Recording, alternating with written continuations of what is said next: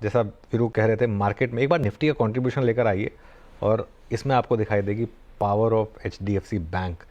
जी हाँ, देखिए जब हमने शो की शुरुआत की थी, एक बार कंट्रीब्यूशन लेकर आइए निफ्टी का। शो की जब शुरुआत की थी तो एचडीएफसी बैंक नेगेटिव में था और वो कंट्रीब्यूट कर रहा था करीब करीब 18 पॉइंट डाउन साइड में।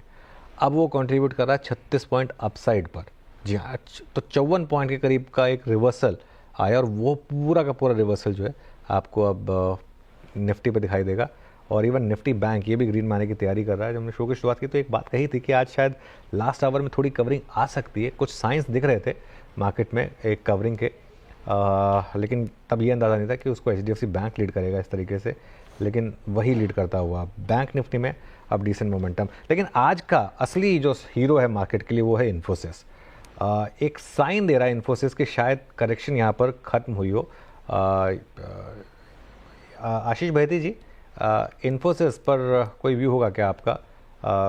क्या इस लेवल पर बाय बनता है यहाँ पर?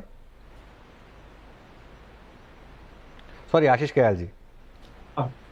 देखिए, इन्फोसिस अगर देखा जाए तो यहाँ पर एक रिजल्ट के बाद में एक गैप डाउन आया था, वहां सस्टेन करके यहाँ से बाउंस बैक हुआ। तो 1800 के बाद एक क्लोज जो कर रहा है आज के दिन में, लग रहा है पॉजिटिव क्लोज होगा, जो अभी फिलहाल प्रायर 3 दिन की कैंडल को निकाल दिया और गैप एरिया के ऊपर आ चुका है। तो यहाँ पर पॉजिटिव रुझान तो दिख ही रहा है। और एक और चीज अब रामू जी ये देखने वाली ये है कि इन्फोसिस में अगर आप देखेंगे सितंबर के बाद से ये स्टॉक एक inverse head and shoulder pattern बना रहा है। ये पैटर्न एक बुलिश पैटर्न होता है। भले ही ये टॉप पे बन रहा है, आइडियली लो पे बनना चाहिए, लेकिन भले ही टॉप पे बन रहा है तो भी ये बुलिश पैटर्न कंटिन्यूशन पैटर्न की तरह देखा जाएगा।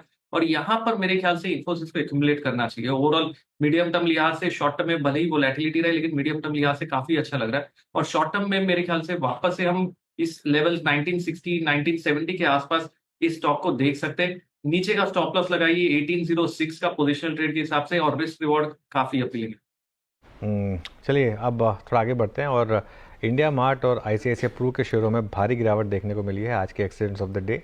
एक बार इनको रिविजिट करते हैं श्रेया के साथ। श्रेया बताइए। जी बिल्कुल सर, इंडिया मार्ट में आज 8.5% की गिरावट के साथ ये कामकाज कर रहा था, लेकिन बाजार में रिकवरी के साथ थोड़ी इसमें भी रिकवरी देखने को मिली है, लेकिन फिर भी इंडिया मार्ट 7.5% की गिरावट के साथ अभी कामकाज कर रहा है। कारण क्या रहे? तो रिजल्ट रहे 52 वीक लोग पर आ गया था इंडिया मार्ट। और रिजल्ट की बात करें तो रेवेन्यू में हमें बढ़ोतरी देखने को मिली, 2% बढ़कर ये 354 करोड़ पर आ गया quarter on quarter basis. EBITDA margin में भी हमें तेजी देखने को मिली, लेकिन क्या पसंद नहीं आया बाजार को? तो पसंद नहीं आई पेड सब्सक्राइबर बेस में कंपनी की गिरावट। पिछले 5 तिमाही में सबसे कम पेड सब्सक्राइबर इस बार रहा है, जो कि बाजार ने इसको बहुत ही नेगेटिवली लिया और इसलिए नोमुरा ने इसको री रेटिंग करके डाउनग्रेड कर दिया, रिड्यूस की कॉल दे दी। टारगेट प्राइस भी काफ़ी ज़्यादा कट किया, 3150 रुपये प्रति शेयर से 1900 रुपये प्रति शेयर कर दिया है। और नोमुरा को ये भी लगता है कि मीडियम टर्म में कलेक्शन में और कमजोरी संभव है, इसलिए डाउनग्रेड करके रिड्यूस की कॉल, और बाजार ने इसको ऐसे पनिश किया है। अब आईसीआईसीआई प्रूडेंशियल भी एक्सीडेंट ऑफ द डे में शामिल, 7.5% की गिरावट के साथ ये भी कामकाज कर रहा था। कारण इसके भी रिजल्ट रहे, नतीजे में जैसा आप बता रहे थे सर सुबह, कोई वाउ फैक्टर था नहीं।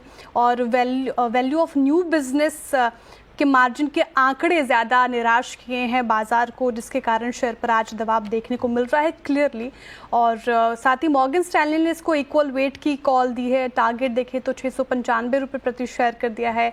और फिनेंशियल 2025 के लिए वीएनबी का जो अनुमान है वो भी घटाया है 2% के करीब।